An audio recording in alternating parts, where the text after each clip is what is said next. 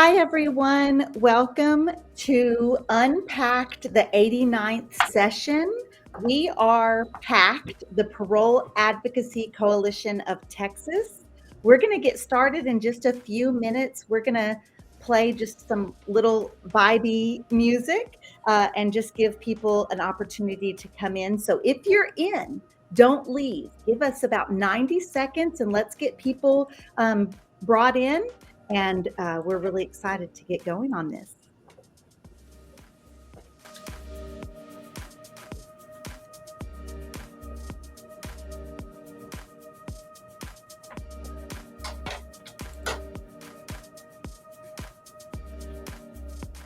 We see y'all coming in. Stay tuned. We're getting started in about 60 seconds, just giving folks a moment to hop in here. So excited to see everybody.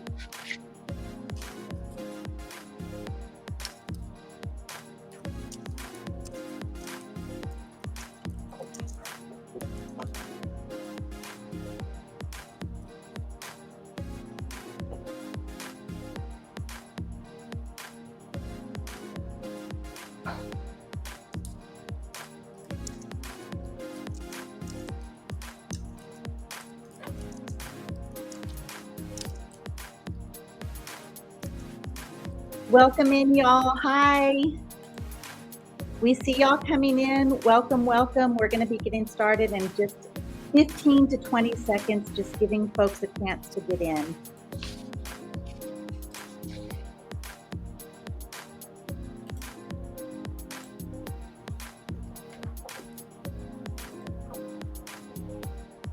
While y'all are coming in, please drop in the chat. And I already see some of you in the chat. Y'all drop in the chat where you're coming in. Where in Texas are you watching from? Are you in Texas? Do we have any out of Texas folks wanting to see what happened at the Texas Legislative session? If so, tell us that too. Yeah, please utilize that chat and tell us where you're watching from. We're streaming on several different platforms with several different organizations. We're really excited to come together. We have a lot of representation in this. So we see you, Deja's in the chat, and we see you, Deja. Anthony, hello. Y'all tell us where y'all are tuning in from.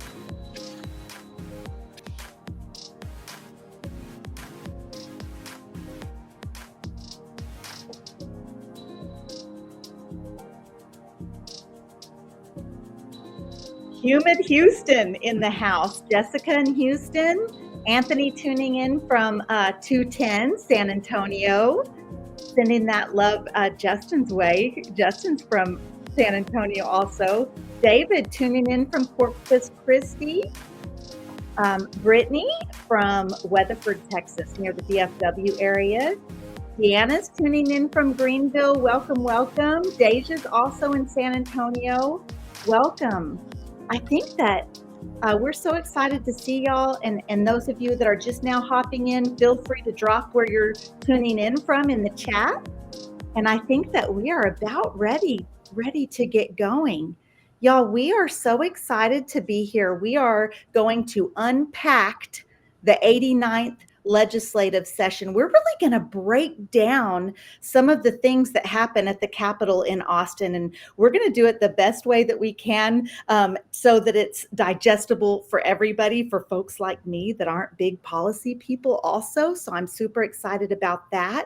We are the Parole Advocacy Coalition of Texas, PACT, and we're really excited to be here. We are a coalition that have come together from several different organizations, people that are concerned about the parole process in Texas. And so that's our priority, is to spread awareness about how the parole process works, and gosh, we need some changes in that area too. So we're going to work on advocating and making changes in that area. We're going to get started, and I'm going to introduce Justin Martinez. Justin is with Latino Justice. I'm going to pull him up. Justin, just if you want to give a real brief introduction to yourself, and we'll jump right in. Yeah. Hello, everyone. Welcome in. I'm so glad y'all are here. So grateful to be here with you all, spending this evening with everyone. But yeah, my name's Chester Martinez. My pronouns are he/him. I'm with Latino Justice and part of the core team that's kind of helping guide and build out this wonderful coalition that we have. So yeah, Marcy, I'm ready to get started if we're good. Let's do it. Okay, all right, y'all. Well, again, welcome to Un-PACT, the 89th session hosted by the Parole Advocacy Coalition of Texas. Again, we are super grateful to have you all here. I know Marcy kind of talked a little bit about who we are, so I'm not going to dig into this a whole lot, but I do just want to point out these beautiful people in these pictures. I do want to just say that, one of the things that we did that was just super exciting this past year and this past session was we hosted sort of Texas's first advocacy day that really focused on parole issues, right? So we got people to the Capitol, we had a little training, people went and saw their representatives and talked about parole and all of that stuff. And so you can see some of those pictures there. But so why are we here today? So a lot happened this past legislative session, to say the very least, particularly around a lot of the things I think a lot of us care about, right? Parole, which we'll talk about, AC, good time bill, commutation bills, right? A bunch of stuff that I think was really touched on in this past legislative session. Um, you know, like other sessions, right? I think the 89th Texas legislature brought, another wave of bills sort of aimed at making parole, particularly parole, uh, even more burdensome, even more dehumanizing, and kind of an out of reach process for the tens of thousands of people that go through the system every year, and not to mention the roughly 90,000 or so people who are on parole supervision. But one of the things that I love about PACT is that this is not the whole story. Yes, we saw a lot of harmful legislation come through this past legislative session. Yes, we saw a lot of awful rhetoric targeting people caught up just generally in the criminal legal system. And it certainly was a difficult political climate. I mean, I think it kind of always is, right? We live in Texas, but this session had an extra flavor of difficultiness there. But um, despite all of that, there were also lots of powerful moments of resistance and of joy and of collective action. And those moments matter just as much as the hard ones. You can see there's another picture of us at our Parole Advocacy Day. And so, yes, PACT, we are on the ground, we are in the fight, we get dirty, but we're also really intentional about building and cultivating spaces of joy and celebration amongst all of the other stuff too, right? So let's talk a little bit about the agenda. So we'll go over the agenda. So we'll start. I'll go through a very quick brief overview of the Texas legislature and the process and how it works. And then the bulk of our time, we'll talk about just legislation, right? So some of the stuff I talked about, like parole, AC, commutation, like what happened, right? So what passed, what didn't, what you need to know, how is it going to impact you? We'll talk about sunset. If you don't know what sunset is, well, we'll talk about that, what it is, and why it matters. And we'll have Q&A sprinkled throughout, but we'll have a dedicated time for sure towards the end for Q&A. Then we'll talk about next steps, and then we'll get out of here. So let's get started. Okay, so the Texas legislature, a crash course. Okay. So before we get into some specific bills, I did kind of wanted to again give a brief overview of the session, right, and the Texas legislature and what is involved in trying to get a bill passed, right? So let's kind of first looking at the numbers. So this past legislative session, we were definitely busy. There were 9,000 bills that were filed this past legislative session, y'all. 9,000. That is the highest number of bills filed in Texas since at least the early 90s, which is wild to think. And of those 9,000 bills, we only had 1,200 that actually passed, right? So we're talking like these bills, like overall bills, only 1,200 passed. Now, this is critical because I know a lot of people ask like the challenges that bills face and why is it so hard for bills to move through. And this is kind of it, right? Like this process, and you'll hear me say this probably multiple times, but this process wasn't built to move lots of legislation, okay? So again, we had 1,200 bills that actually passed. So that means there was only about 14% of bills that made it across that finish line. And so that is the lowest passage rate that we've seen in decades. So I mean, again, this most legislative sessions aren't easy, but this one was definitely a difficult one. And I was doing some research, and just for comparison's sake, Texas usually sees a bill passage rate of closer to 20%. Okay. And then, of course, we had 28 bills that were vetoed by the governor. And again, many bills will enter this process, and very, very few will actually make it out. Okay. Okay, let's talk a little bit about how the legislator works.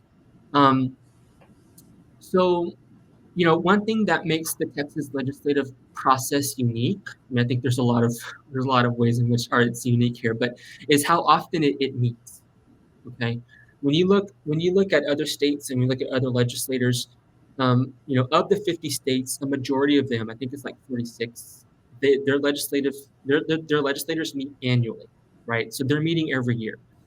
Texas is one of 4 states where that does not happen. We don't do that here. Texas meets every 2 years. Okay, so we meet every 2 years. And the Texas legislature begins in January and will end in early June, right? Which means we have a 140-day window to do the thing, right? Which is not a lot of time. And that's the other reason why you see bills where it's hard to get things to the finish line, because you just got so much to do in so little time, right? So again, we meet every 2 years for 140 days, and that's called the regular session. Okay. Now, if you've been paying attention to the news, you've probably heard this thing called the special session. And the special session is just that, it is special. Okay. Only the governor can call a special session. A special session is limited. The legislative agenda is limited. So in the regular session, lawmakers can file all kinds of bills over all kinds of issues, right? In the special session, lawmakers are limited to what the government has set out, right? Technically speaking, lawmakers can file bills, but if it's not on that list that the governor has called for, it's not going to really go anywhere. And also, the special session only lasts 30 days, up to 30 days, whereas the regular session, you had 140 days. Okay. Now, in between those regular sessions, we have what is called the interim. Okay, the interim. Now, even though the legislator is not working on specific bills during the interim, right? Like they're not moving legislation. This still is a very important time for us, for folks who are in this type of work, because the legislator will often use this period, right? This period in between those regular sessions to study and look at all kinds of issues, some of which could turn into legislative priorities moving into the next session, right? So if you're an advocate, right, and you're working on these issues, this is a very fertile ground for you to start planting seeds that will hopefully grow into bills that get filed into next session, right? Also, too, because the interim tends to be a little bit quieter than the regular session, it's a really good time to go meet your legislator. Okay. Let's talk about just the makeup of the legislature. We'll kind of breeze through this. So the legislature, like all legislators, is made up of 2 chambers. You got the Texas House of Representatives and you got the Texas Senate. Okay. And in the Texas House, you have 150 members, and each one of those members represents a district where their populations are around 170,000 people. And then on the other side of the building, you have the Texas Senate. In Texas Senate, you have 31 members, and each one of those senators represents a district of around 811,000 people.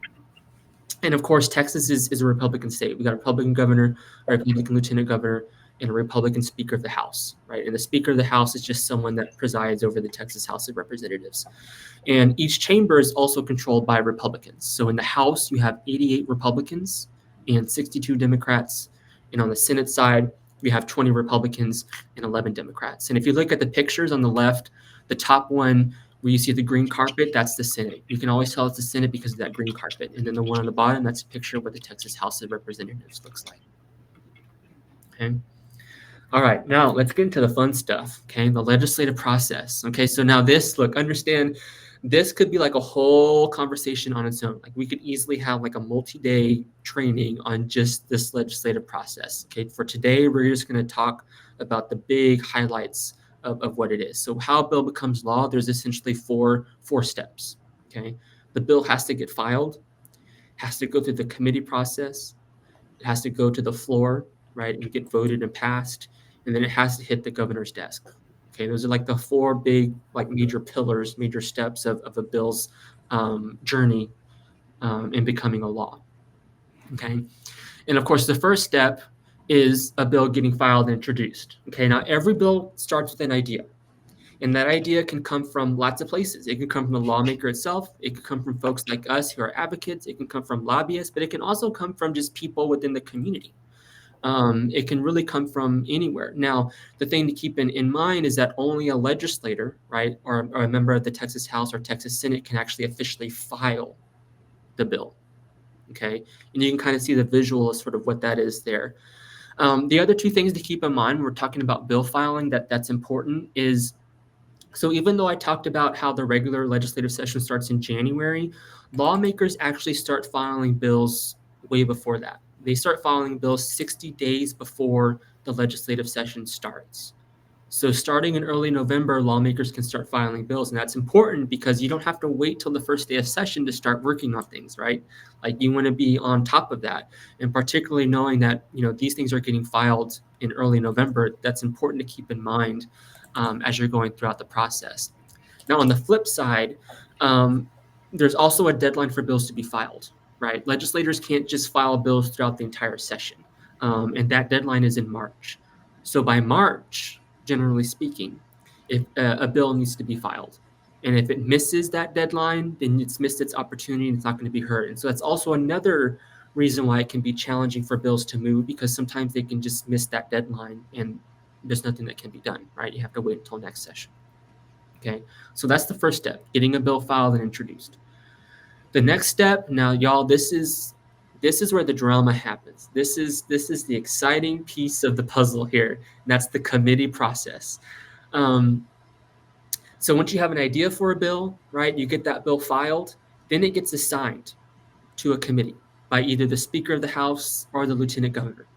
And that just depends on where the bill originates from, right? So if the bill is starting at the Texas House, then the Speaker of the House will assign that bill to a committee. If it's starting on the Senate, then Lieutenant Governor will assign that bill to a committee. And look, here's the thing. The reality is that this is where most bills just do not make it, right? This is often called the graveyard because a lot of bills just a lot enter and many don't make it out, okay? But once a bill is referred to committee, then it's up to the committee chair. So here comes the committee chair. This is something else to keep in mind.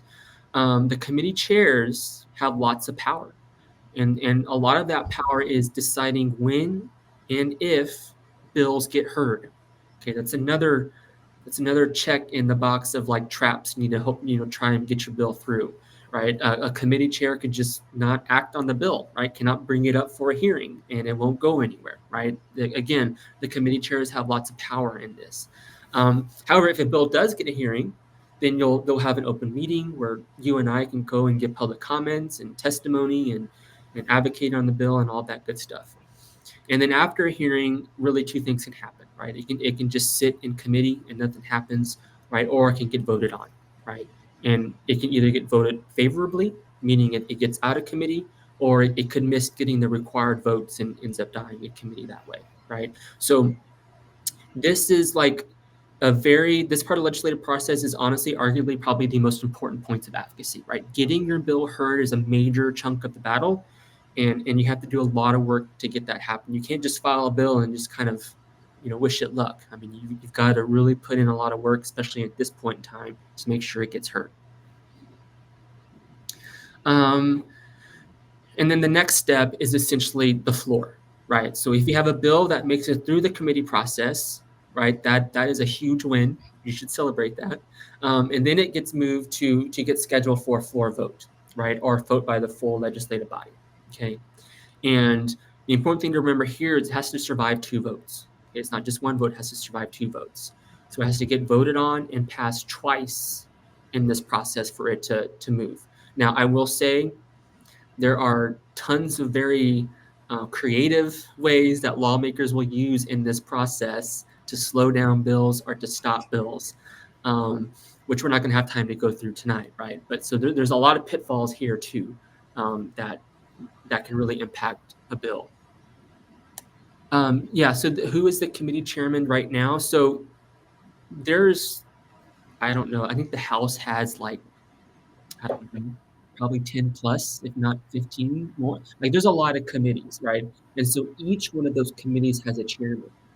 So, like for us, House Corrections is a big committee that we are always involved in because that's where a lot of parole stuff goes. And that committee chairman was Representative Sam Harless, right? But each committee will have its own chairman, and those chairs can change throughout each session, right? Um, okay. Now, last thing. If you're able to get it and it passes the House, again, you should celebrate and jump for joy, but also keep in mind that you're going to have to essentially rinse and repeat on the Senate side. So, so again, like this, there's just a lot. And again, like I mentioned before, there's so much we can talk about when it comes to the legislative process. But so if you get to the House, everything I just talked about generally applies for the Senate side too. Okay. And then the last thing we'll talk about is, of course, the governor, right? So you got a bill filed, got a bill introduced, got it through committee, got it to the House, got it to the Senate. Now it's on the governor's desk. Okay. And the governor can do really one of three things. The governor can sign it into law, and then you're good to go. The governor could veto it, or the governor can just let it go into law without it being signed. And so those are really the only actions that can happen with the governor. So, and then the last step. So this visual here. So this is the entire process. So the blue is what we talked about. That was the Texas House, and then the red, that's the Texas Senate. Right? So this is probably not the best graphic, but it's one of the only few that really like highlight a lot of the points in which things can happen when it comes to like a bill's journey throughout this process. So yeah, that in a very nutshell is how bills move through the legislative process and become law.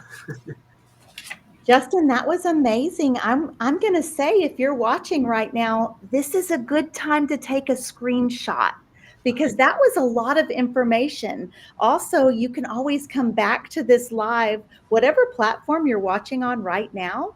You can go back and watch the beginning to recap something that you might have missed. That's a lot of information, especially for folks like me that aren't used to like working in that area. So that was incredibly amazing. I'm just like, screenshot before we take this away. Yeah.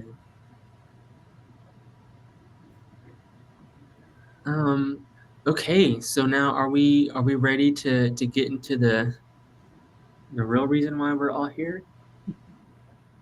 Okay. Yes, let's break down those bills and let's talk about it, because people ask us all the time, did this bill happen? What happened with this bill? And then sometimes it passes the House or it passes committee, and then they're like, yay, that we have a new law. And it doesn't work that way. Now we know it doesn't work that way. So let's talk about each bill and really, really get into the meat and bones here. Yeah, absolutely. Yeah. So, and before we get started, so like, when it comes to like parole, I mean, there were give or take like 50 bills that touched parole. We're obviously not going to talk about all of those, right? But we have a handful of ones that, again, to Marcy's point, that we've just gotten either a lot of comments on, or questions on, or bills that we advocated on, or bills like we know, like, hey, our people need to know about some of these changes. So we're going to talk about one of those. And I'm so happy to have my crew here to help me through some of this stuff too. So the first one we're going to talk about, I think, is one of those that you're going to want to pay attention to. So this one is Senate Bill 1506 by Senator Tan Parker. He's a Republican. And this is a bill that did pass and is signed into law and will take effect September 1st of this year. Okay. Now, this bill deals with the frequency at which some people come up for their parole reviews after being denied, right? So often we call that a set-off, right? So a set-off is the time between when a person is denied parole and their next parole review. And so this bill makes some important changes that folks should probably be aware of. And again, I'm really glad to have my crew here, because no matter how many times I talk about this bill, like, I get twisted Sometimes I get twisted in it. But essentially how it currently is, and again, folks jump in. But so when you come up for parole and get denied, right, depending on your offense, you can get set off in various ways, right? Some folks incarcerated can get up to a 10-year set off, right? So they can get denied parole and they won't see parole board again until 10 years. Some people can get a set off of up to 5 years, right? So 1, 2, 3, 4, 5 year set off. And then there are some folks currently, now this is where things change with this bill. There are some folks currently that are required to receive a 1-year set off every single time they're denied parole. Okay. And this is what this bill changes. Okay. So this bill would have it to where those people who were used to receiving those 1-year set offs could now potentially be set off up to 5 years. Okay. Now, before I stop and let my folks here chime in, there is an important exception to this bill. Okay. A carve out. If someone's incarcerated and they're incarcerated for like a possession offense, like a drug possession offense, they will still get the 1-year set off. Okay. But everyone else who's not incarcerated for a drug possession offense, who normally is used to getting that 1-year set off, could now see a 2-year, 3-year, 4-year, or up to a 5-year set off. So I'll pause there and see if, I don't know, Helen or anyone else have anything they want to add, or if we've got questions coming in. I was going to mention that this is retroactive, so it will apply to anybody who's currently incarcerated and coming up for parole. It's not just for people who are getting new convictions. Yeah, that's an important point. You're actually going to hear that term either retroactive or not retroactive throughout the night, right? And so what Helen is saying is that being retroactive, this is going to apply to everyone currently inside, and then everyone who's coming in after that effective date of September 1st, right? This is applying to everyone. So now's a good time to let folks know that the chat is open, and if you have questions as we're going through these bills, please feel free to drop those questions in the chat. And I do see Jessica hopping on. Yeah. Jessica. Yeah, Jessica. Yeah. So so the carve out is for those who are in there for like certain drug possession charges. They are still in that 1-year set off. Okay. And I would just add to that, it's not that they're the only charges that would get a 1-year set off. They're the only ones that are required to have a 1-year set off, that can't have a longer set off. Yeah. Yes, good point, Helen.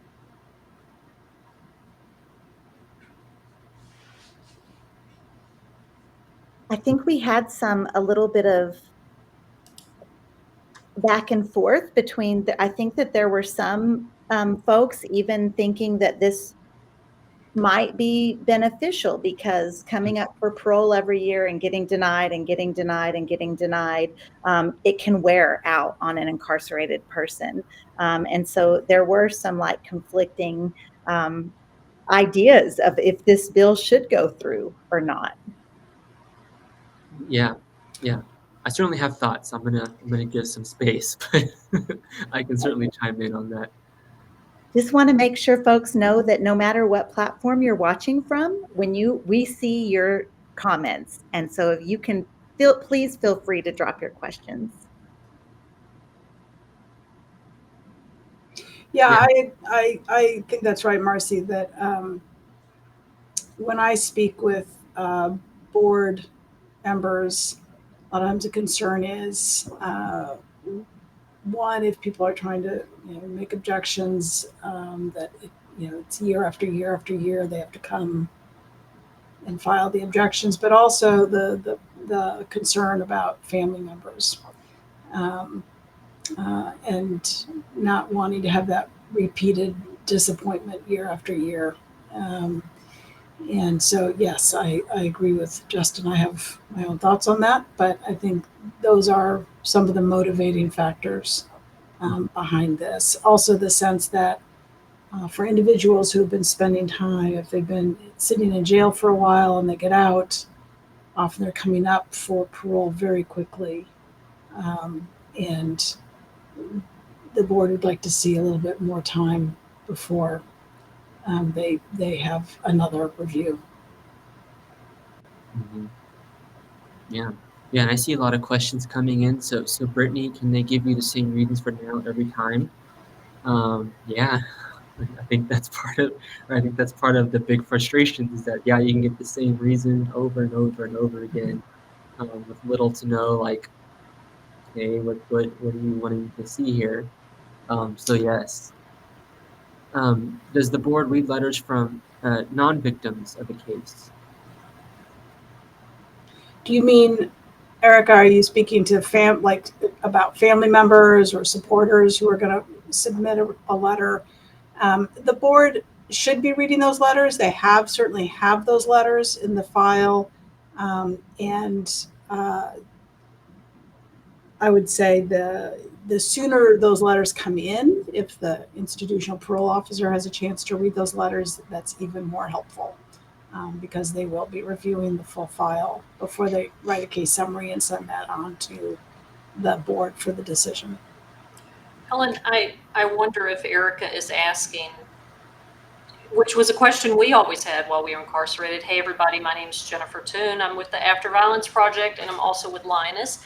I think the question is someone who's not a supporter and who's not a registered actual victim through the court proceeding as a victim, but someone who's writing a protest letter, like someone in the community that just wants to write a protest letter that had nothing to do per se with the actual offense as a registered victim.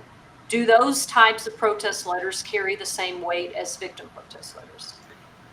I think it depends, and my sense would be, it depends on what the role the person plays and their connection to the underlying offense. And so if it's somebody who may not be the victim but has was somehow directly impacted or has some connection to it, then I think they're going to give it some weight. And if it's somebody with an organization that is weighing in on something, they'll give it some amount of weight. If it's somebody who really has no connection to the location, to the offense, to the issue at hand, my sense is they would not give it much weight at all.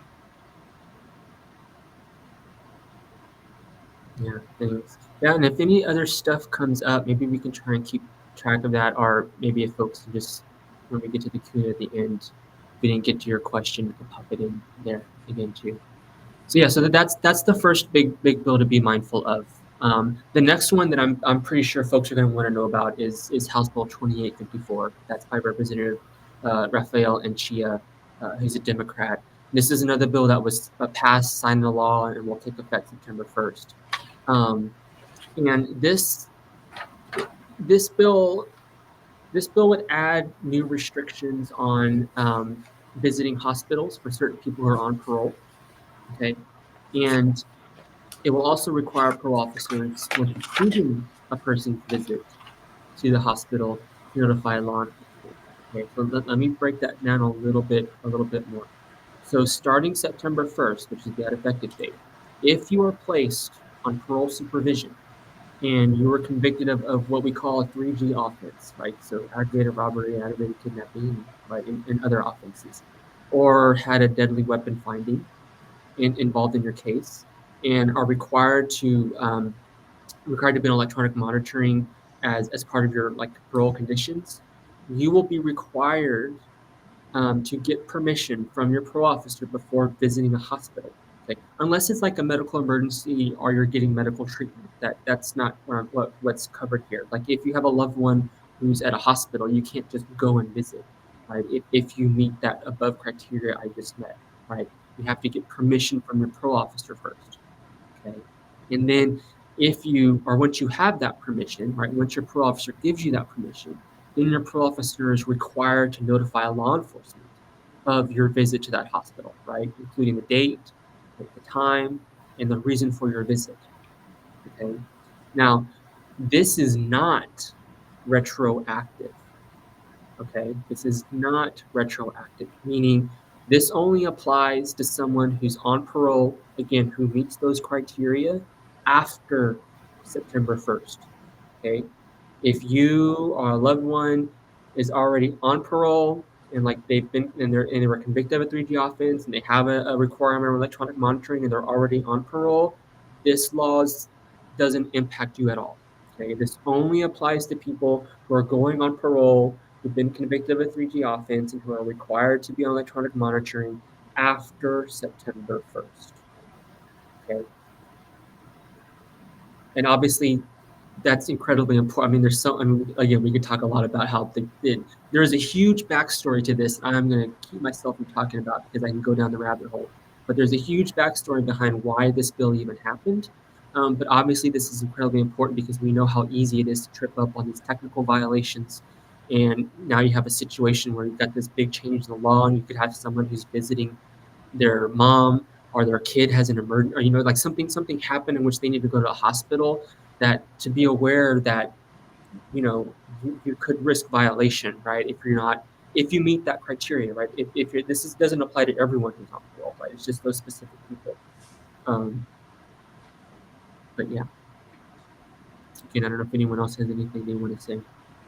Yeah, you know how strongly I felt about this bill. This bill really made me angry. I myself was on electronic monitoring, which I was on the caseload of SISP, which is super intensive supervision. So we had to go through this process regardless because of our schedules. We have to make a handwritten schedule to submit. Now, the caveat there was what was different was nobody was contacting law enforcement in the hospital to say, hey, Jennifer Toon's going to be up there visiting her grandmother who just got out of surgery, right? Like, so to know that this is going to apply to, just like you said, that population that is on all electronic monitoring,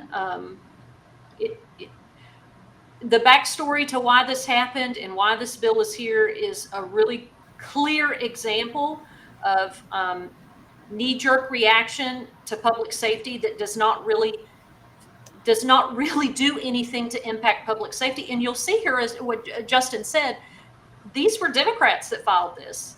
And so I know that a little political education can kind of guide you to where both parties stand on criminal justice reform, but that's not always a guarantee, because this was well supported by a lot of Democrats that are normally pretty open to a lot of other criminal justice bills. So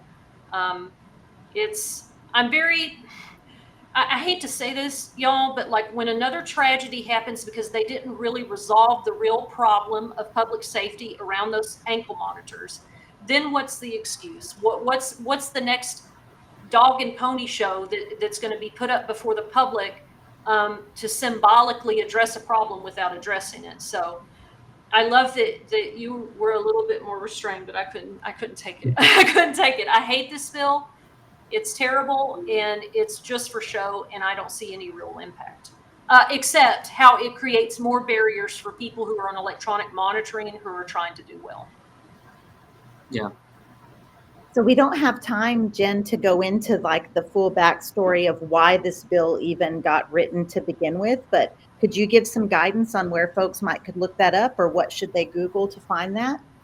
It was the Dallas Methodist Hospital, and there was a tragedy there with a gentleman on an ankle monitor visiting someone in the hospital. Or you can reach out to one of us later, and we can direct you to just do your own research. Why this happened and all the complicated reasons why it did. So yeah. I can make sure that I post it on like the Texas Prisons Alliance page. So if any of you are watching from the TPA page, we can make sure that we post the backstory. We have that in the bill toolkit and our advocacy toolkit. So I can post some links to kind of like the proclamation for this bill, and then also the backstory of this bill. Yeah, the two things I would want to point out just to highlight, I think they've both been mentioned, but I think this is where people will run into trouble. One is it applies to any kind of monitor. So it doesn't, even if you're on a curfew monitor and you're not used to having to get pre-approval, you're part of that, same, it doesn't matter. It doesn't have to be a GPS monitor. Right. And the second is just to really be clear that the only exception here is if it's the person on the monitor themselves having a medical emergency. They can't prevent you from being admitted into the emergency room in an emergency. But if you're a sole, a caregiver for your parent or grandparent, and they're having a medical emergency, the exception doesn't apply to you. Someone else will have to accompany the person or your child to the hospital.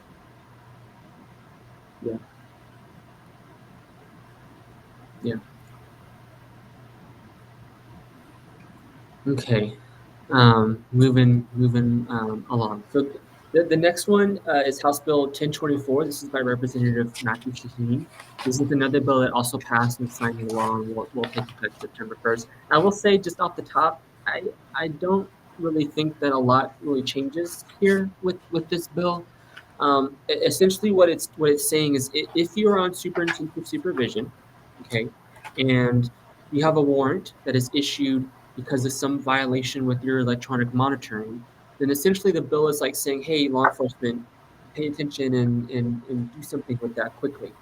And which is kind of what it already was, to be honest, or at least how I read it. Maybe other folks might read it differently, but it kind of was already like that. So I don't really know how much this is going to change, but I think it's important to know, though, if you know someone who's on SISP, which to Jen's point is already just full of barriers to people who are just trying to rebuild their lives, right? That if there is a warrant issued around a violation of electronic monitoring, that the language is, I think it's just tweaked enough to maybe try and give the impression to law enforcement that we as a legislator want you to take this seriously. And this is, again, this is not retroactive. Okay, so this only applies to a warrant that's been issued after September 1st. Okay. Does anyone else have anything they want to add?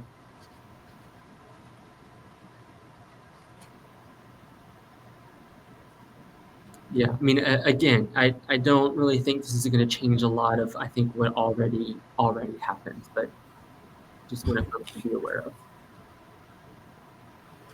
Okay, cool. We'll keep things going. All right, let's get to some lighter stuff, y'all. Okay, let's get to some lighter things here. So the next bills we're going to talk about are voting rights bills, right?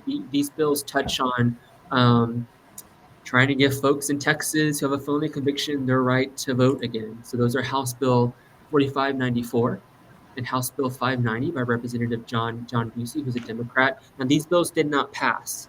So both of these bills were referred to committee, but never got a public hearing. So you remember back when I was talking about the legislative process, like you get a bill filed, get it introduced, you get it referred to committee, and then the chair doesn't call it up. It just sits there, and that's what happened with these bills, right? And it ended up not going anywhere.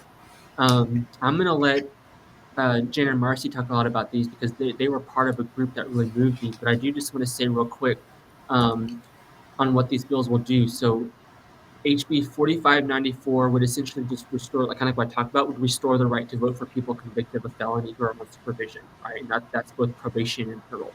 Okay. And then House Bill 590 would require the state to issue a notice for a person that's been previously convicted of a felony that, hey, you are now re-eligible to vote again.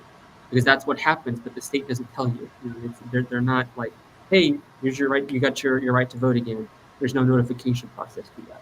Or at least that's what my understanding is. And House Bill 590 kind of tries to remedy that. But I'll let Jen and Marcy talk a lot about these bills.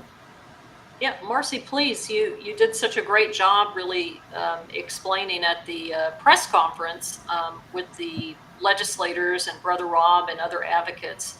So I would love pretty much for you to share, with folks tonight what you shared that day. Yeah, thanks so much for that, Jen. And like Justin said, House Bill 4594 would have restored the voting rights for people like me, people on probation, or excuse me, on parole. And as it stands right now, I am not eligible to vote in any election, local elections, presidential elections, state elections, nothing until 2030 when I am completely off of parole.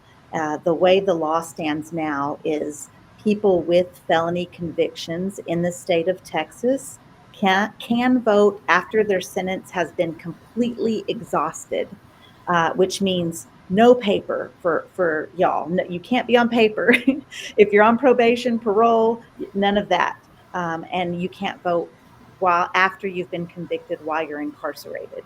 And so it's it was frustrating. It's frustrating not to be able to vote, to be in a situation like me where I'm home raising my family, not able to decide who's on the local school boards for my kiddos going to school. I'm paying taxes, working. Obviously, the parole board trusted me enough to be in the community. And so I feel like I should also then be trusted enough to use my voice to shape the policies that affect me and my family. And so that didn't go. I will say though, in other states, they're doing this. There are states that as soon as you walk out of prison, you have your rights restored, whether you're on paper or not. And so that gives us hope. And, this is something that personally I will continue to advocate for change for sure. Now, House Bill 590, y'all,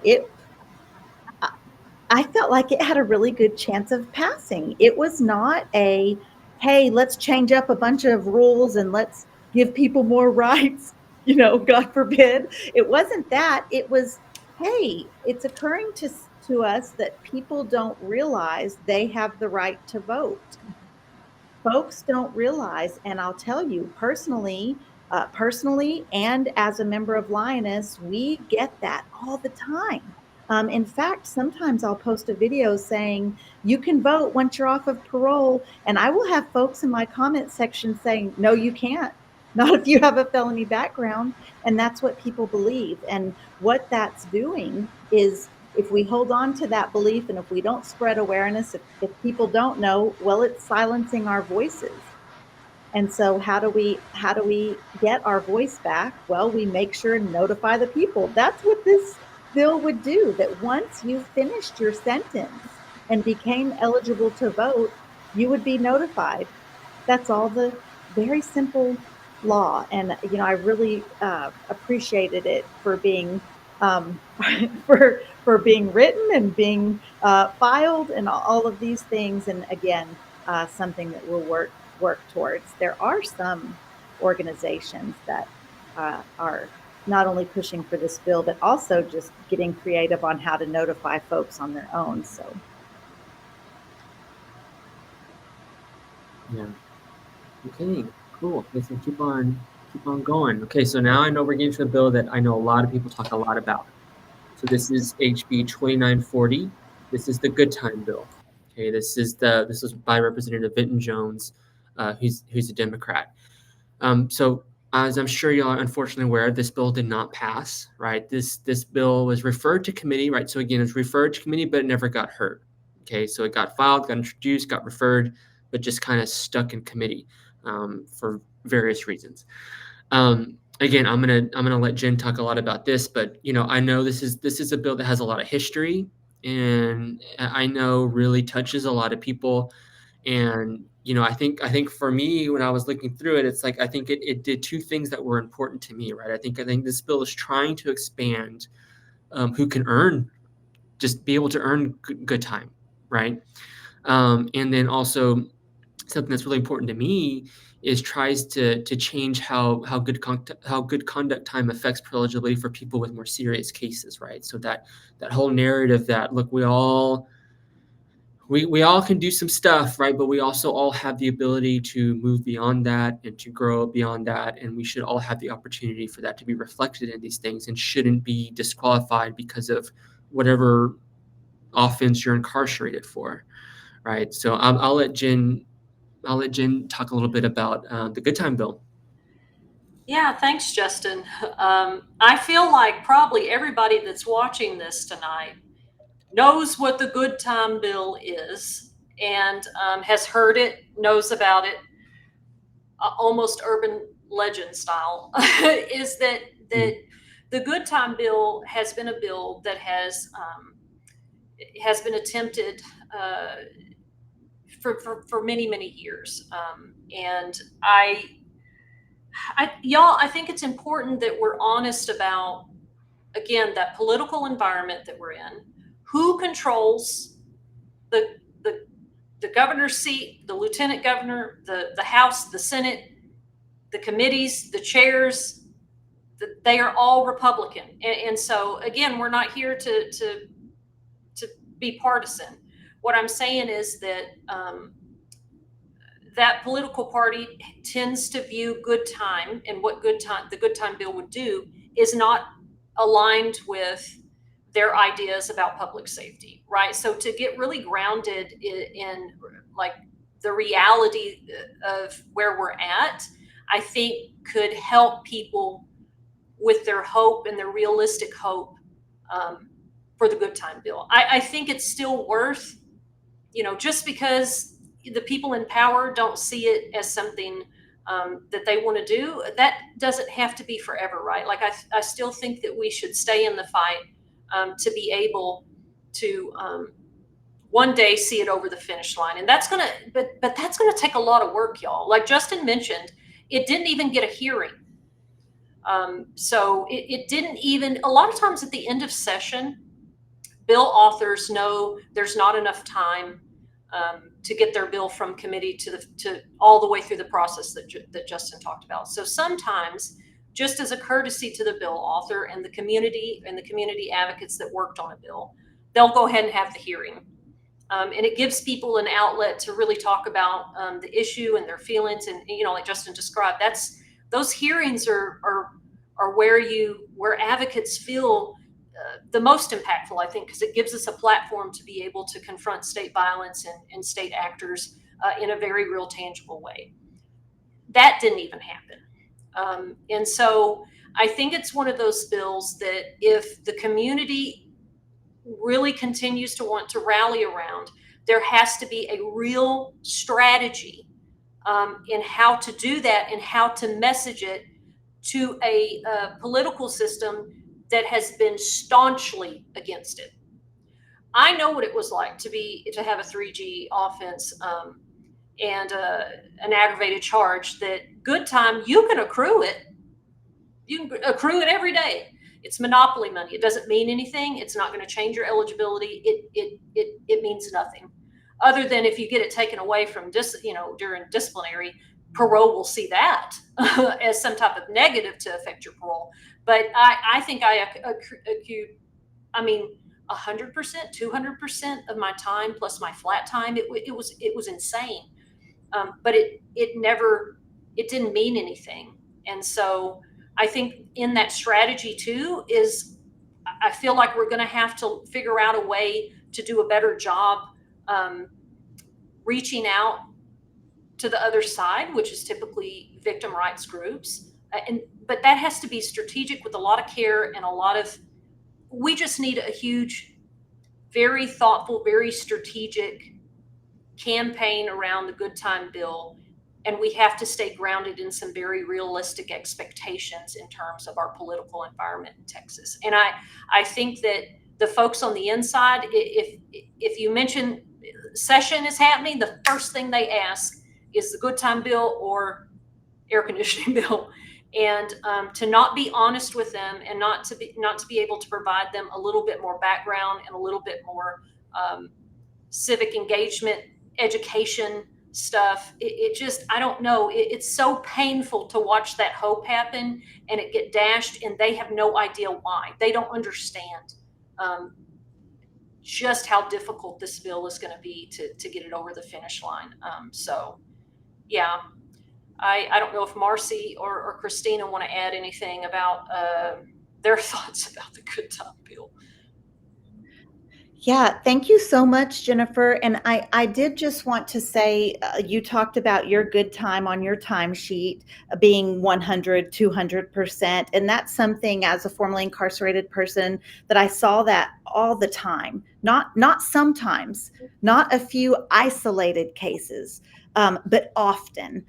So I appreciated you bringing that up. I did want to ask Christina, because you work with a lot of families that have loved ones incarcerated in Texas. And what is your advice to, what is the easiest way, do you think, for family members to break that down to their incarcerated loved ones in a very realistic and digestible way? Yeah, I think, the most important thing is to go in having realistic expectations and kind of explain to them, like Jen said, the political environment, and also that the bill is very kind of pie in the sky. It has a lot of really positive things, but in order for a bill like that to pass in the climate that we're currently in, it's probably going to have to be redlined quite a bit.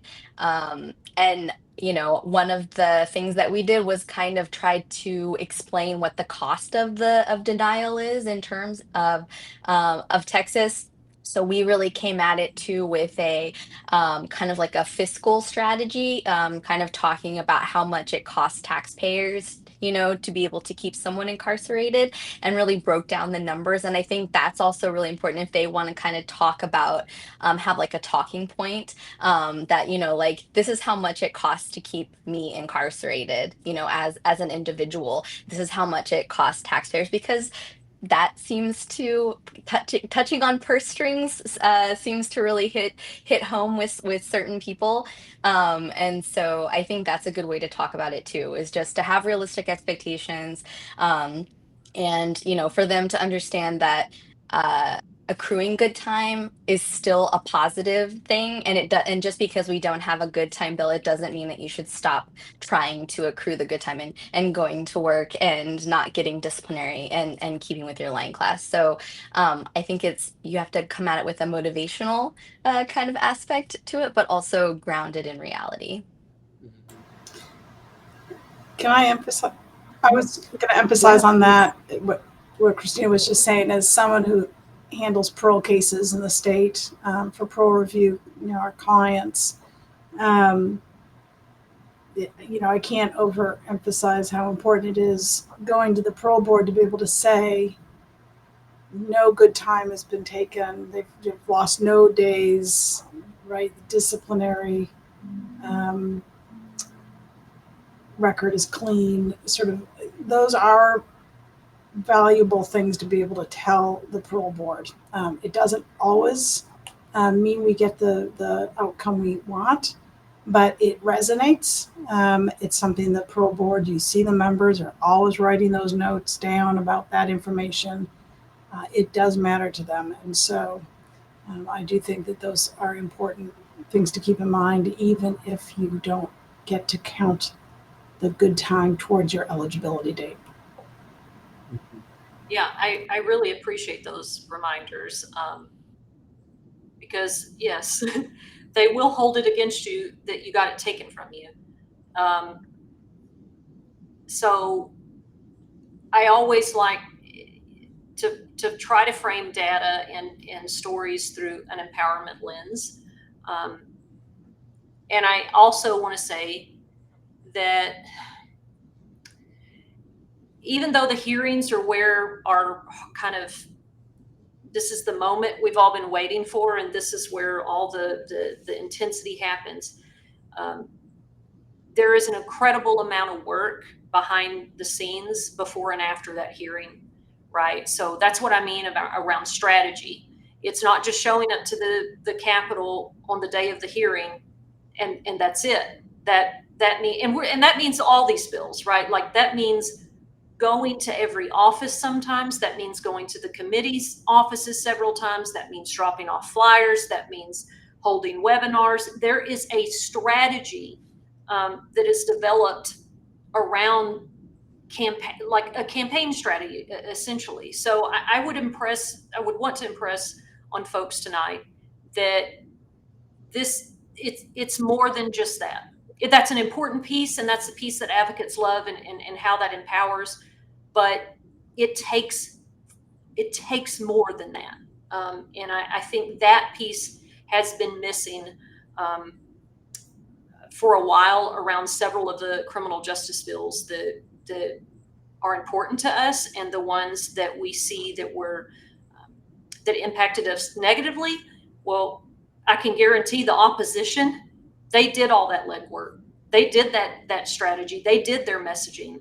And the bills that we did help get passed, there was a whole strategy and energy and kind of mobilization around that. So I want to remind folks, the hearing's great. It's important to us. There's so much work that goes around passing or stopping a piece of legislation, especially one like this.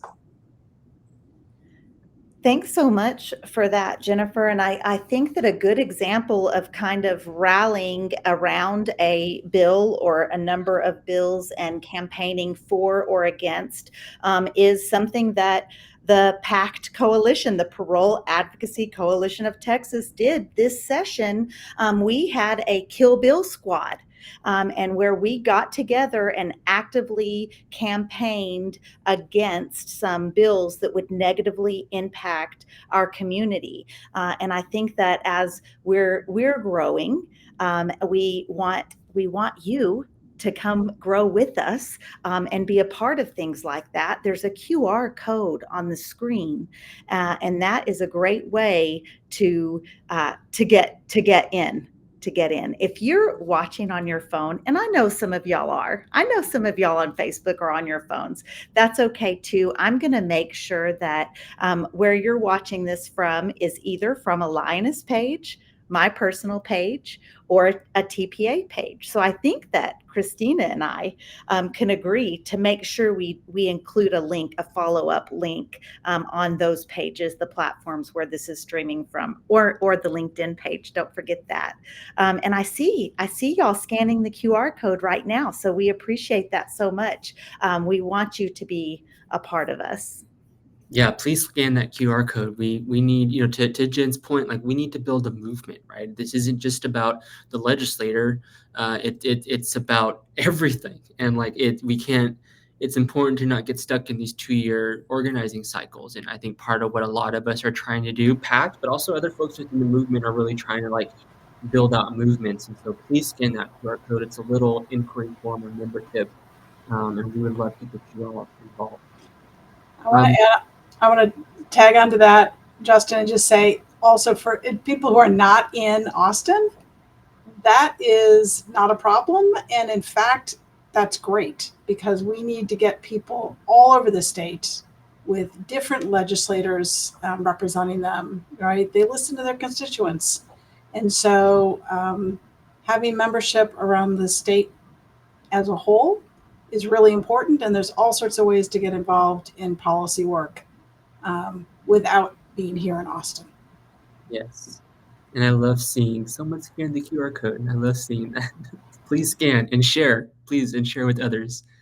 So moving on to another bill that I think, I know Jen and Marcy have a lot of experience with this one, but the AC bill, right? HB 3006 by Representative Terry Canales, who's also a Democrat. I think there were I want to say there were 4 or 5 other AC bills that I think got filed this past session, and this is the one that moved. Although again, it did not pass, right? So this one passed out of the House. Right. So it got introduced, got filed, got through the committee, and got through the House, but it kind of was knocking on the Senate door, and the Senate door was just no one was there to answer. Right. Which those of us who are in the work know that that's typically how the Senate works. Right. Which it's very hard to get in there. So that one made it. And I don't think that's too uncommon. I think the AC bills have had a lot of success in the House, but it's just the Senate has just been awful when it comes to doing anything with that bill. So I'm going to go ahead and just hand it over to, I don't know if Jen or Marcy or if other folks want to jump in on this one, but. Oh yeah, I'm warmed up. I'm warmed up and ready to go. So yeah, this was the only AC bill that had any traction, and I think I was shocked. I don't know why I was shocked, but I was, because you know Lioness and several other organizations are a part of an organizational lawsuit against TDCJ about the heat. And our federal judge did say that it was unconstitutional. He did not. Um, Go ahead and say, hey, you need to put the temp air in now, because he felt like it may mess up actual permanent air. But he said it was plainly unconstitutional, and we go into trial. But I really hoped and thought that the legislators would be like, let's head this off at the pass. Let's go ahead and get the money. We had the money. We've had the money for 2 sessions. For that, I know for sure. And they didn't. They were just like, this bill's not even going to even get near close to the finish line. And the House has predominantly, over the past couple of years, been really supportive of getting those temperatures down in our prisons. And the Senate is just very stubborn. And this session, last session, the lieutenant governor did refer it, right? Because once it got to the Senate, then the lieutenant governor is making sure bills get referred to committees and stuff. And last time it got to the Senate Finance, where Senator Joan Huffman, who was the chair, said, no, we're not hearing it. she got to the committee heads decide, and she was like, no. This time, lieutenant governor didn't even refer it. And so that has shown us that the Senate does not see this as a priority. What we do see is they understand that it's a problem, and what they do, to me, is piecemeal that funding under the disguise of maintenance or other cost to TDCJ's budget, and it is slowly, incrementally adding cooling beds or AC housing areas. But it's going to take us forever. The timeline on that is, good Lord, there's going to be so many illnesses and deaths before that fully happens. And I personally, Jennifer Toon's opinion, is that they don't want to be seen as we approved air conditioning for incarcerated people. But they know it's a problem, so we're just going to siphon a little money at a time to get the agency to do it. And many of y'all probably saw a TDCJ post on their socials and websites about their plan to do some air conditioning over the next couple of years but it's just drops in the bucket. It's really shocking. Marcy or Christina, if you wanted to add anything. I'm putting Christina in the hot box. I know, as someone, a leader in the Texas prison advocates, if I'm saying that wrong, please forgive me, that I know that you hear from this time of year, the heat is on. Literally, it's very hot outside. It's very hot inside of Texas prisons. I know that you are hearing tons. So please, share a little bit about that. Yeah, so for I guess I didn't introduce myself. My name is Christina Vatahosky, and I work with Texas Prisons Alliance, and I am a vice president, and we do hear a lot. Right now, these next 2 weeks in August, per actual documentation of heat logs from TDCJ, these will be the hottest weeks in Texas coming up, with Garza West being the hottest unit, based on inside temperature recordings. So, there are ways that you can help keep your loved one cool, and that includes, like helping them purchase a fan, making sure they're drinking electrolytes, getting cool tails. But we also know that those things are band-aids to a much larger problem. But we do want to try to make sure that your loved ones are as comfortable as possible. So anything that you can do to help them while they are in there. But just as families, educate yourself. We have requests for assistance. You can submit a request. When you do submit a request to us, if you let us know the location, that's the easiest way for us to say, like, this, it's a whole block that has not gotten any water, that is not, you know, that the heat or the AC isn't working, that they don't have electricity or whatever, and then we can advocate on your loved one's behalf. But it's good to know like a location and a time, so that way when we correspond with administration, we can let them know those, because that's the first question they ask us is, well, where did it happen and when, and you know who. So if you give that information to us up front, then we can start advocating right away instead of having to come back to you and ask for more information. And we know it's so hot, and we feel for you. We all have loved ones who are inside as well, and if there's anything that you can do, please, or anything that we can do, like, please reach out to us as an organization and post on our page, and let us know what we can do to advocate for your loved one. And before we wrap it up and move it on to the next bill, I am going to also say, anybody who would like to come to the Lioness Community Vigil in Gatesville on September 6th. I know this wasn't on the agenda for me to say, but I just feel like it's important.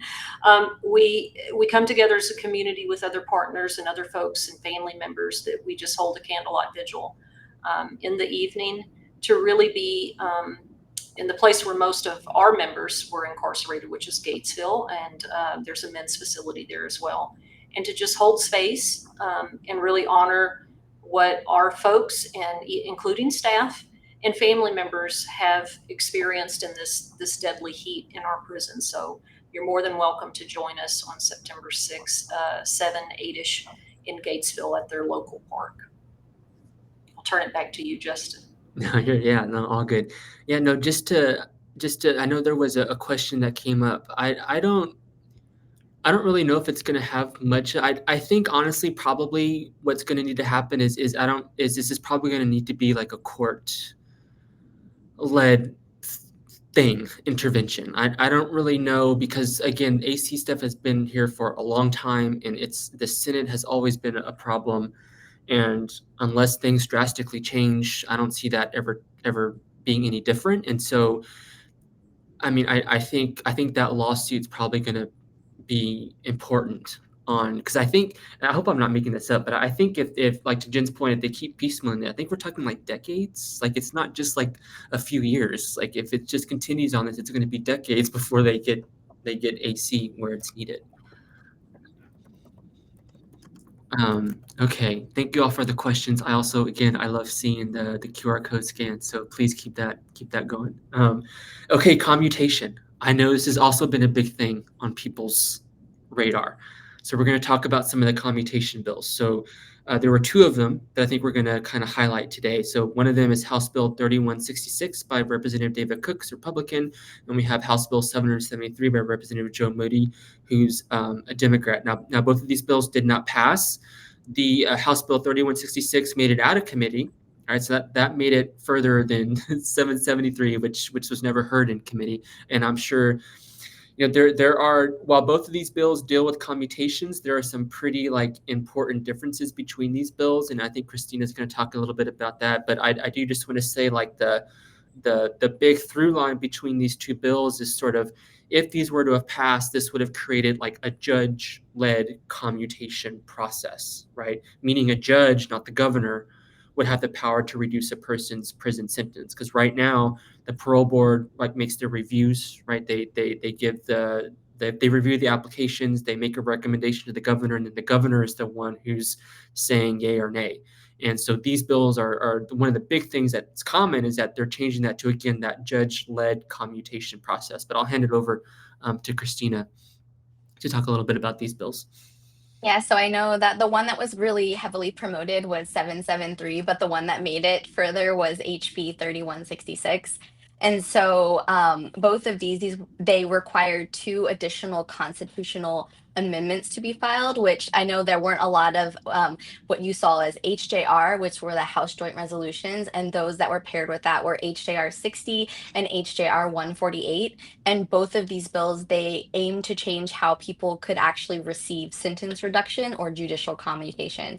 And these bills would have given the power to judges to be able to shorten certain prison sentences when someone has changed or aged or they no longer posed a risk.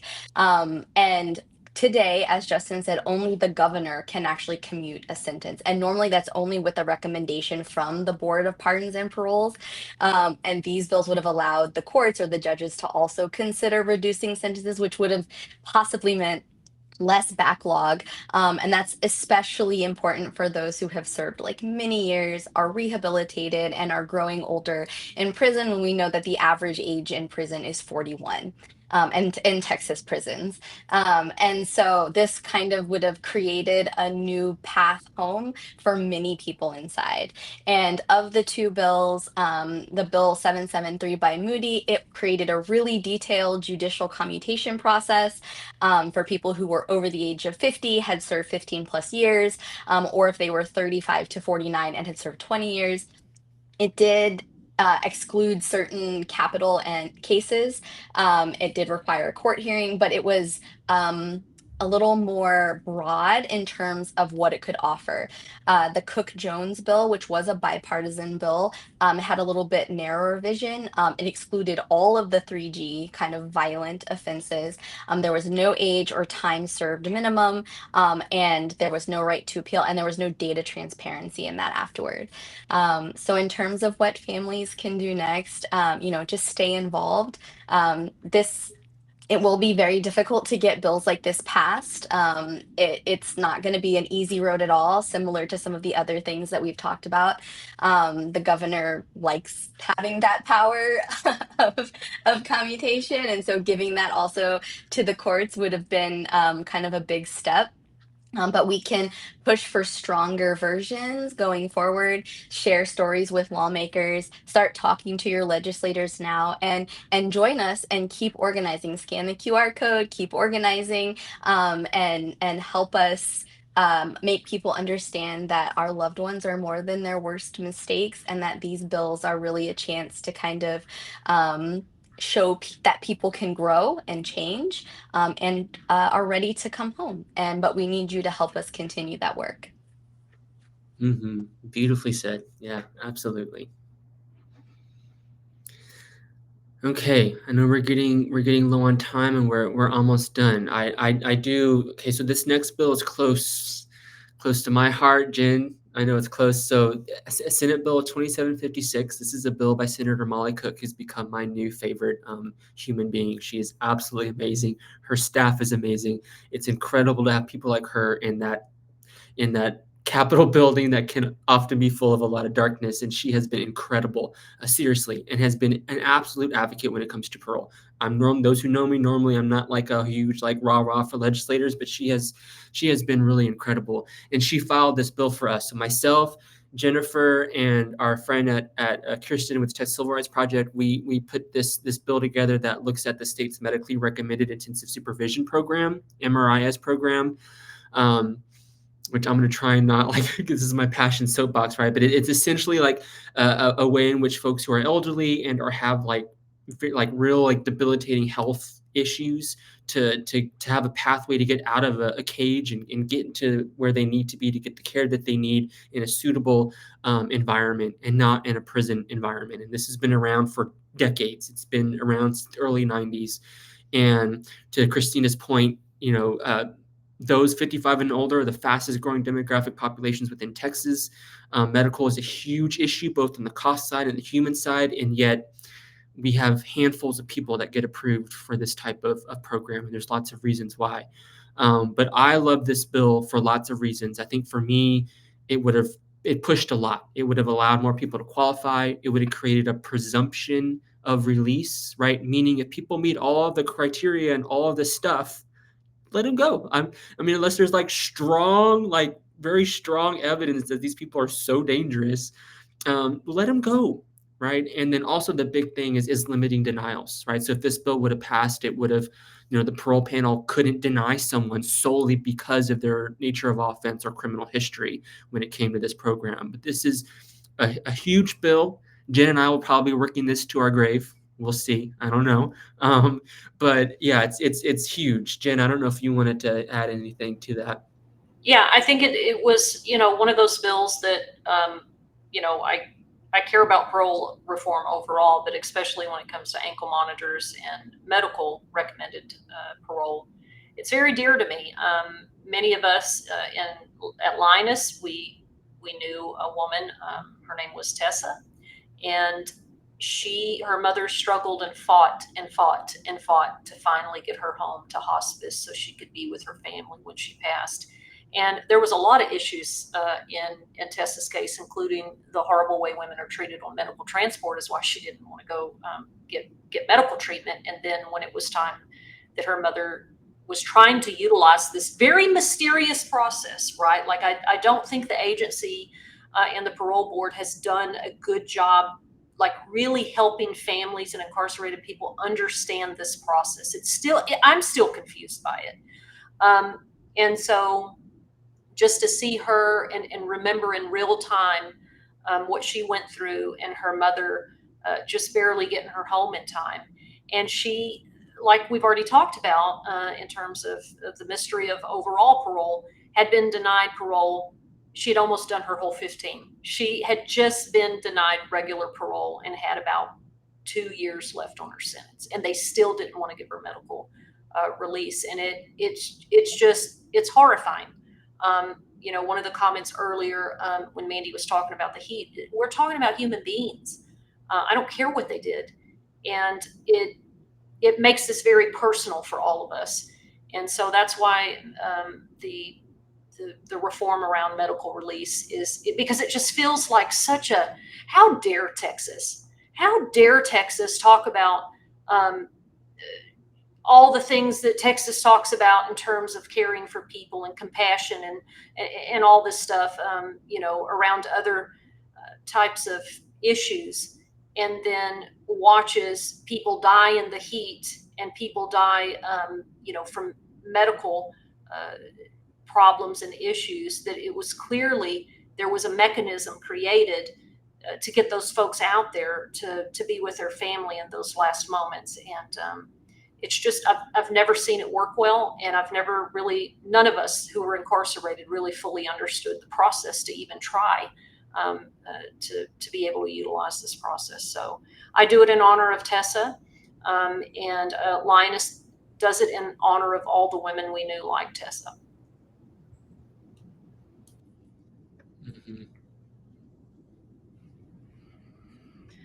Thank you so much for that. I'll only add very quickly is that in my 10 years experience incarcerated, I never knew not one person that qualified or, that jumped through the hoops the right way. And so, yeah, we appreciate for sure the folks working on this bill.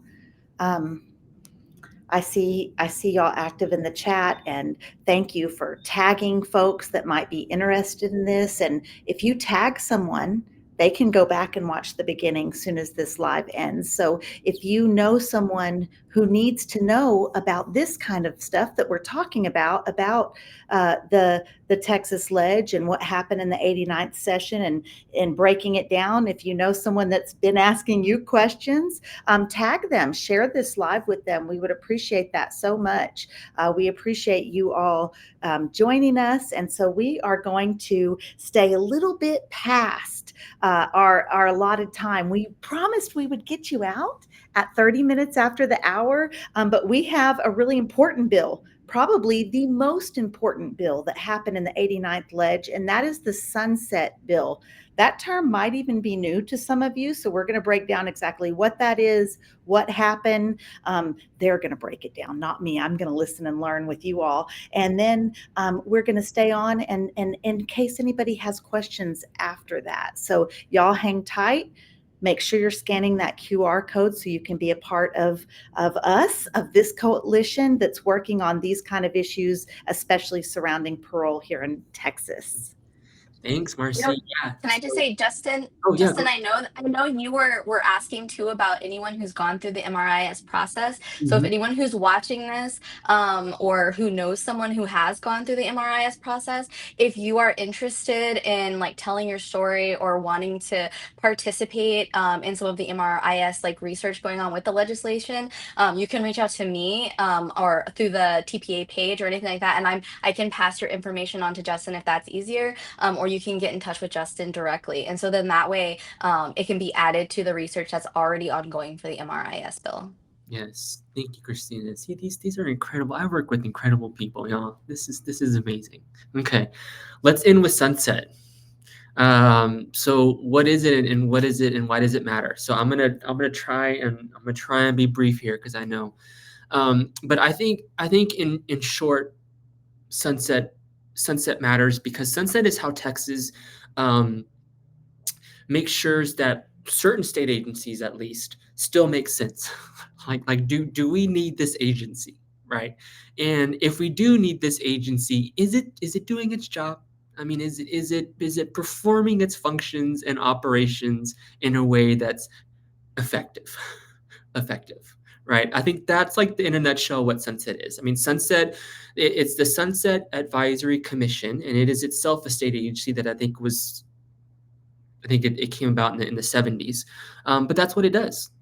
It essentially basically asks, is this agency still relevant? And if yes, if that answer is yes, then sunset goes through a really intensive review process and makes all kinds of findings and recommendations on what the legislator needs to consider and look at when it's looking to improve, again, those operations and functions of that agency. Now, again, sunset could be like, no, we don't need this agency, and so they can get rid of the agency, or most of the time what happens is they'll disperse the functions of that agency within other agencies already there. And so why does this matter? Why are we talking about it? Well, this past legislative session, essentially all of the adult state correctional agencies, right? So TDCJ, Board of Pardons and Paroles, Wyndham, right? All of those went through this process. And this is important because agencies, this is not something that happens every year.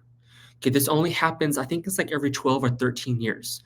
So we won't see, I can't do simple math, but we're 2025. So in 13 years is when TDCJ and all that will be up again, right? So we won't have this type of like intense focus on an agency like we did this past session. And then the other reason why this is such an important piece, this is such an important process, is because legislators have to pass a bill addressing these issues. Now, they can mess with the recommendations and all that stuff, but they have to pass a bill, right? So, all the stuff that we work on where there's no like requirement that lawmakers have to pass stuff, with this, they have to. At the end of the session, there needs to be a bill with something, okay? And so that's also what makes this important.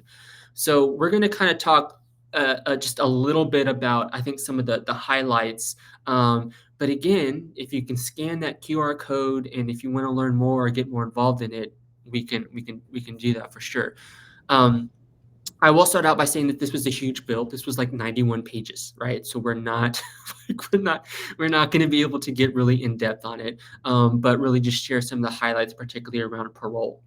And I know for me, there were many things that I found appalling and shocking in these reports and findings. But one of the things that I found that Sunset talked about that I think a lot of us kind of really care about, particularly when it comes to parole, is institutional parole officers and the process that they go through when gathering information to put together someone's case summary, right? So when they come up for parole review, right? So IPOs, institutional parole officers, big part of their job is interviewing folks. As they come up through the review process, they create that case summary that then the parole board uses when they're making the parole determinations. And essentially what Sunset found, and I mean, this is not just me I think this is kind of word for word, is that this process is inefficient and it is ineffective and provides way too much power to IPOs and doesn't actually gather useful information that parole voters need when determining whether or not someone is suitable for release or not. Right. And I know for me, I often hear a lot from folks about like the whole review process and the IPO and the interviews that they do and all of that stuff. And so Sunset addressed this. And so part of what came out of the Sunset process was the staff was like, hey, this is an issue. TDCJ, BPP, y'all need to fix this. And it stayed. And so part of the requirement moving forward for TDCJ and BPP is to like sit down and figure this out, y'all. Like look at this process and figure out how can you make this more meaningful and more transparent, right? And so we'll have to see how all that looks, right? Because they haven't really started that process yet. But that's something like to keep in mind, particularly if you've got folks on the inside, like for them to know that, hey, this was an issue that's supposed to being addressed in some form or fashion, right? And as that develops, we'll have more to say. I don't know if anyone else had any other things that they wanted to point out regarding the Sunset stuff that was important for them. I think the programming piece is important.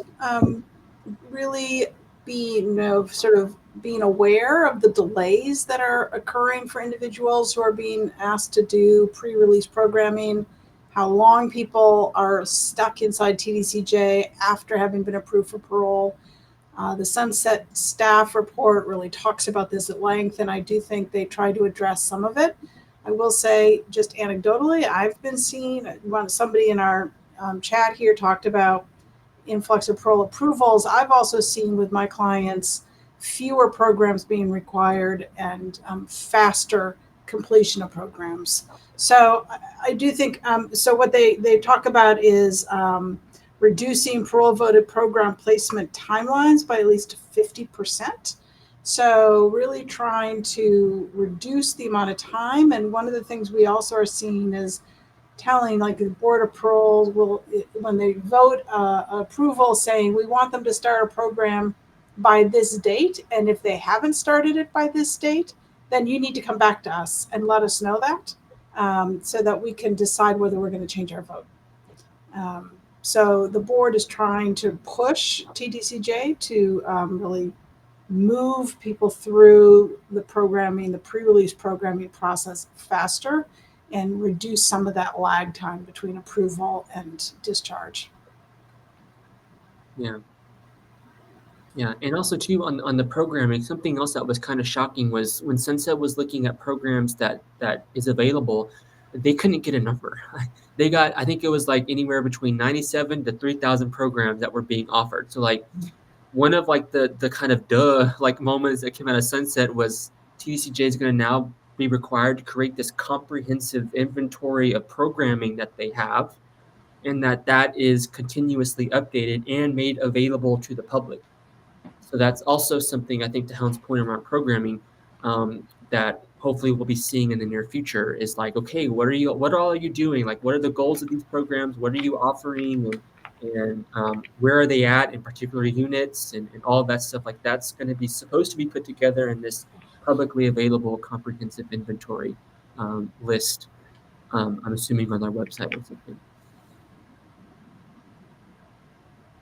I just want to add that although I think we would have loved to see more robust things in the Sunset Bill, I do want to highlight again, just to celebrate the wins, and anybody who participated in the Sunset review process, whether that was, we had members on the inside that we educated in our newsletter about what Sunset was, and they wrote letters. We went in person. Me and Mandy and other members went in person to talk to Sunset because they asked for that input, like Justin talked about. And the things that we offered, I did see show up in their recommendations, right? And I just want to take a moment to celebrate that, because to me, that showed they heard us. Like, they really heard incarcerated people and community advocates, even though, I feel like there was some things that were not as robust as we wanted. And I'll use the example. It doesn't have anything to do necessarily with parole, but program related, was that, when they said, hey, rehabilitation division, they were very critical of that division. And TDCJ moved that under reentry even before they were in the process of doing that, before session was over, because they knew that was going to end up in that bill anyway. So we might as well go ahead and start doing that. and moving higher education, for instance, back under Wyndham, which I can't tell you how many of us, especially women that have participated in higher education and TDCJ, was begging and pleading to move that back to Wyndham. And to see that happen, and then now to see Wyndham really doing some great work around that, it's empowering. Like, it does work. I mean, I hate to be cliche and say it does work if you work it, because it doesn't often. But when it does, it really speaks to the power of the community, just being relentless, because if they didn't have any of that information, all they have is the state agencies self-report. Well, ask me to do a self-report about myself, and it's going to be glowing, I promise you. So I just wanted to say thank you, everyone that really participated in that process, participated with us in our community at Lioness, and the other advocates. It really seems like some small wins or some unsexy wins, but they're going to be impactful for the people on the inside.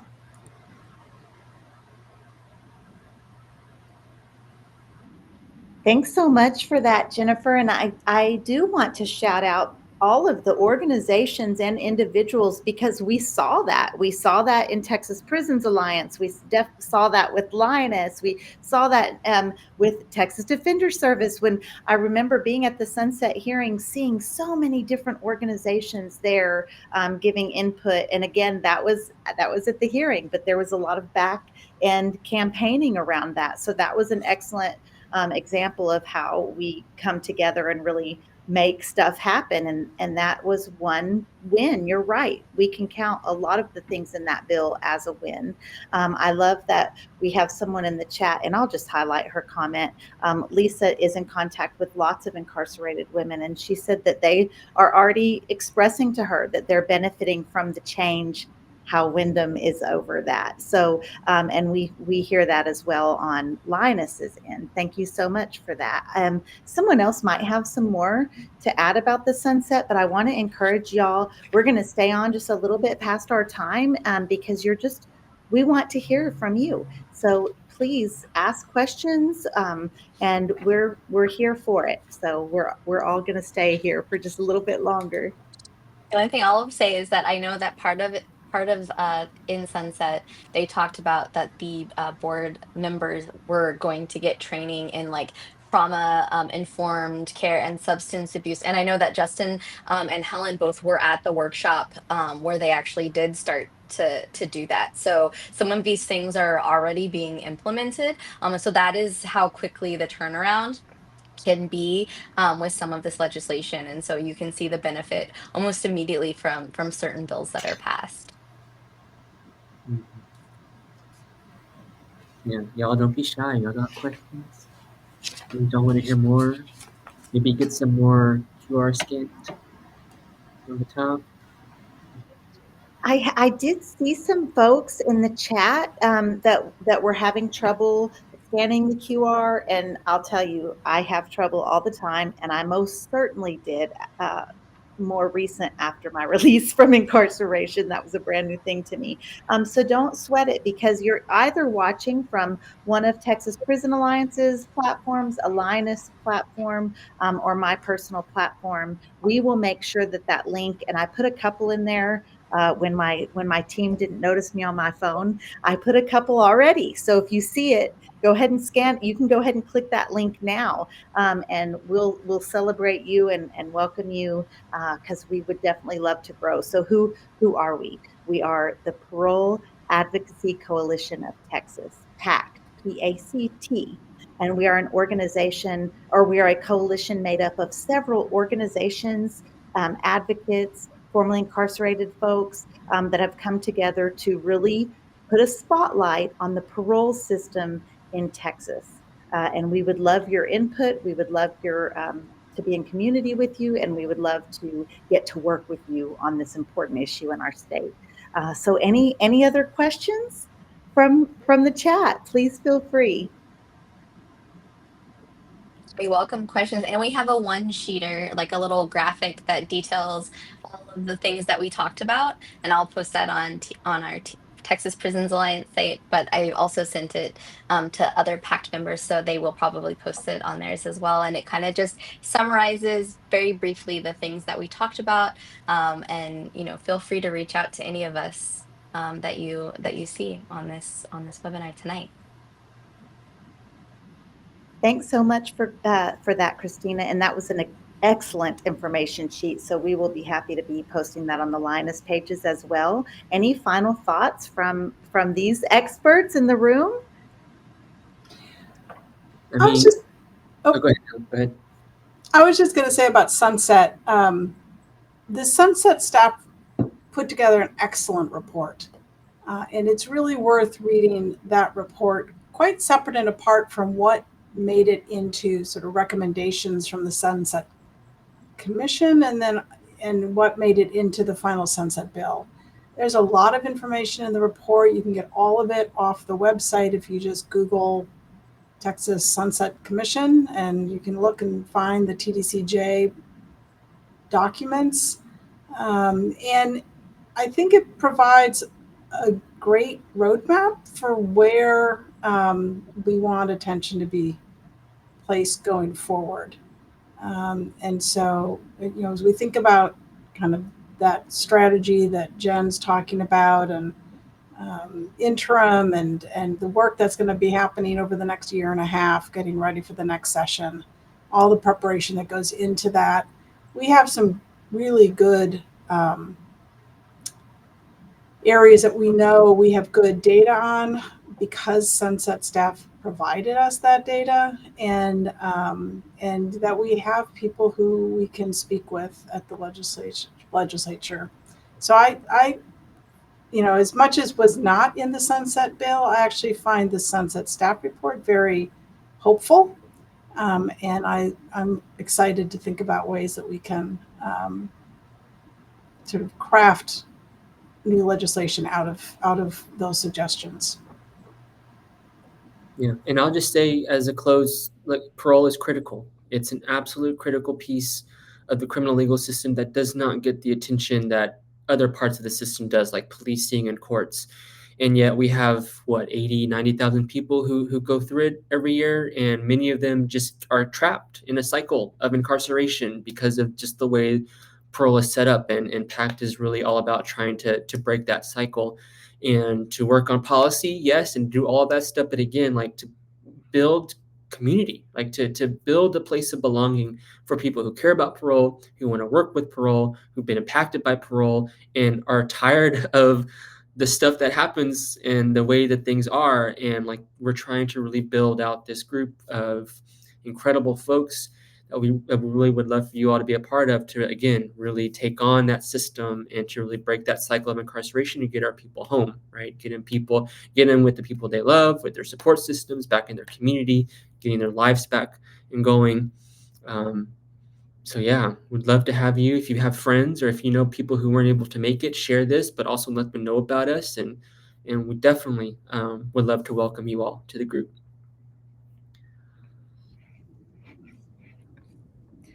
Thanks so much for that. And thank you for all of your expertise. And thank you for everyone who joined us. We see you. We are so happy to be in community with you. Thank you for giving us this space to discuss these important things. And you all stay tuned, because we're going to have more of things like this. And I will just shout out, we do have another event coming up. PACT is going to host a screening of the prison show, a documentary, an award-winning documentary. That screening will take place in Austin, Texas, and I am sorry that I don't have the link just super handy at the moment, but I'll make sure that it's in the chat of these as well. And so we will go ahead and close with that. Thank you so much again. Real quick, y'all. Yeah. And everybody's like, oh, here she goes. Right at the last minute, we were going to leave. Hey, y'all, August 19th in Austin, the board for the Texas Department of Criminal Justice is meeting. It's open to public comment. Now, they don't have anything to do with parole, right? Like the parole board has their own separate time that they do their meetings. This is about issues around programming, conditions of confinement, the heat any of those issues that TDCJ, the prison agency, is responsible for. It's open to public comment. Several of us will be there. You can check it out on TDCJ's website, and I'm sure all of my PAC members here will make sure that you have the logistics. Please, if you want to come out and give your testimony or your comments on any of the issues related to TDCJ, their board meeting is happening on August 19th in Austin. Okay. Yeah, and if you can't make it, but you still want to watch it, they do stream it on their YouTube channel, the TDCJ YouTube channel. So if you just can't make it to Austin, you can still at least watch, just so you could educate yourself. And then the minutes are posted also on the TDCJ website. And you can speak to issues relating to the parole division, not parole decision making. It's not going to deal with anything that's board of pardons and paroles related, but the parole division is within their jurisdiction. And so come and talk about that too.